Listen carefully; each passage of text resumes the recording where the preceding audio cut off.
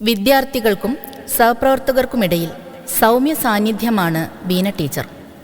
സർവീസിൻ്റെ ആദ്യകാലം തൊട്ടേ കുടുംബമേൽപ്പിച്ച ഭാരിച്ച ഉത്തരവാദിത്വങ്ങൾ ചുമലിലേറ്റിയ ബീന ടീച്ചർ തളർച്ച ഏതുമില്ലാതെ തൻ്റെ ഭാഗധേയം സ്കൂളിലും ഭംഗിയായി നിർവഹിച്ചു. അധ്യാപനം നിയോഗമായി തിരിച്ചറിഞ്ഞ ബീന ടീച്ചർ അറിവ് അന്വേഷിച്ച് സ്കൂളിലെത്തിയ കുഞ്ഞുങ്ങളെ ഹൃദയത്തോട് ചേർത്തു നിർത്തി.